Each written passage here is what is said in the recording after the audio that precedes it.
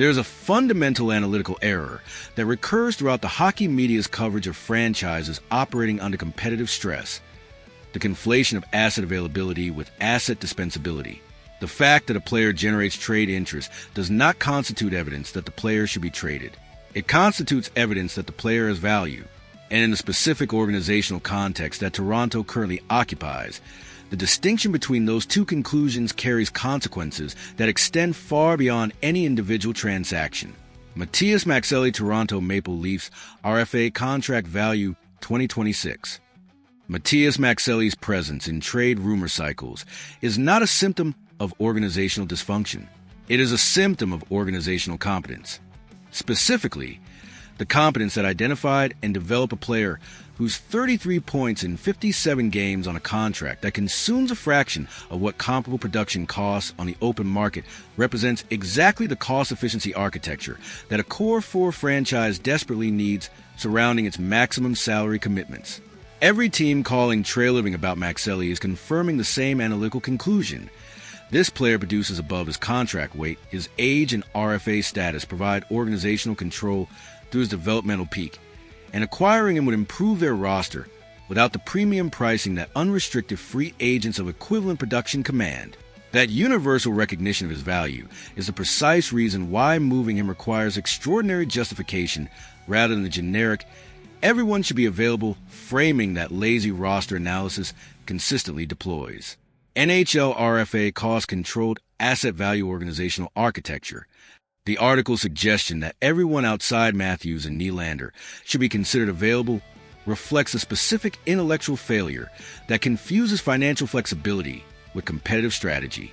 Selling every controllable asset to create cap space generates flexibility in the abstract, while simultaneously destroying competitive environment that makes Matthews and Nylander's production meaningful. Elite offensive players do not perform in vacuums. They perform within systems that create space, within lineups that generate competitive balance, and within organizational cultures that maintain the belief required to compete under pressure. Strip the supporting infrastructure down to its financial studs in pursuit of maximum flexibility, and the assets remaining, Matthews and Nylander on maximum contracts, become isolated talent without the competitive context that transforms individual excellence into team success.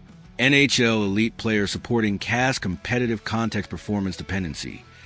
The RFA compensation structure surrounding Maccelli is the mechanism that makes the media's trade pressure most analytically hollow, and Quantify it precisely exposes why the rumor cycle significantly overstates the realistic probability of any transaction completing at terms that would justify trail-living's consent.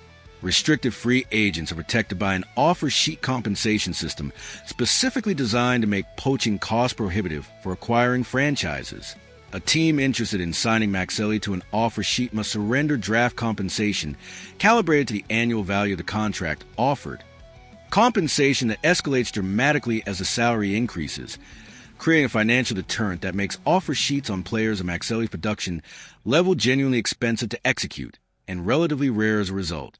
NHL offer sheet compensation structure, RFA protection calculation.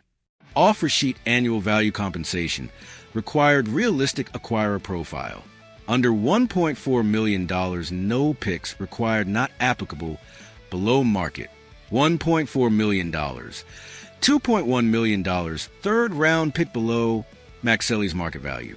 $2.1 million. $4.2 million, second round pick possible but recoverable for Toronto.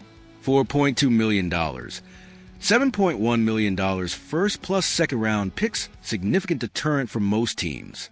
$7.1 million. $9.5 million, 2 firsts plus 1 second plus 1/3 prohibitive for rebuilding teams.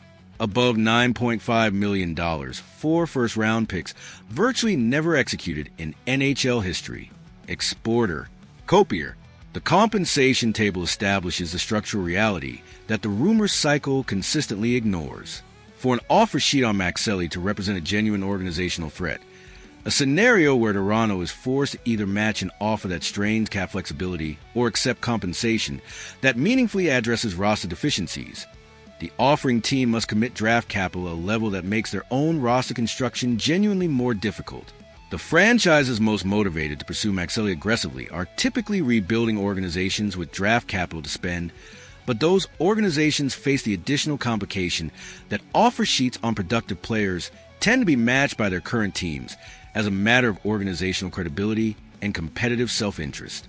Toronto matching a reasonable offer sheet on Maccelli is not merely probable. It is a default organizational response that Trailerving would be professionally obligated to execute unless the salary commitment created mathematical impossibility within the existing cap structure. NHL offer sheet matching probability organizational credibility, RFA. The positional trade framework that Trailerving would require before considering any Maccelli transaction is the analytical lens that correctly reframes the entire discussion. Maccelli is not a player you move for draft picks in Toronto's current situation. Not because draft picks lack value in the abstract, but because a specific organizational deficiency that most constrains this franchise's competitive ceiling is not addressable through draft capital. Toronto does not need more picks. Toronto needs a young, top-pairing defenseman capable of executing zone exits under pressure, leading a power play from the blue line, and logging the minutes that the current defensive roster cannot reliably provide. That player does not exist in the free agent discount bin. He does not emerge from late-round draft selections within any timeline relevant to the Matthews competitive window.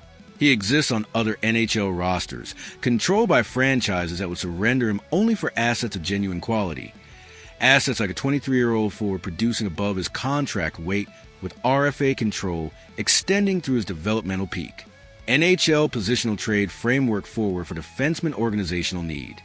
The Marner and Tavares situation. The genuine tectonic variable that the article The Analysis is examining conspicuously avoids confronting is where the real rules governing Toronto's organizational future are actually written.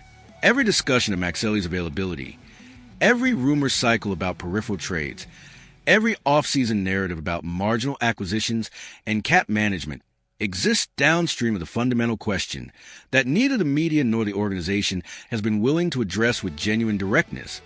What happens when Marner and Tavares' contracts create the next round of cap compression? And does the resolution of that question create the organizational conditions under which genuine, competitive reconstruction becomes possible? Mitch Marner's contract situation carries implications that extend far beyond his individual contribution to the current roster. His cap hit consumes organizational resources at a level that, combined with the Matthews and Nylander commitments, creates a mathematical environment where every other roster decision operates within margins too narrow to consistently produce competitive depth.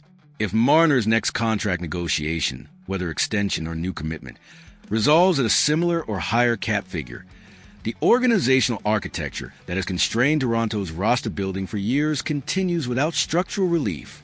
If it resolves differently, through trade, through a restructured commitment at reduced term or value, or through the free agency departure that would represent the most expensive possible resolution, the cap landscape changes in ways that create genuine off-season optionality for the first time in the Trailerving era.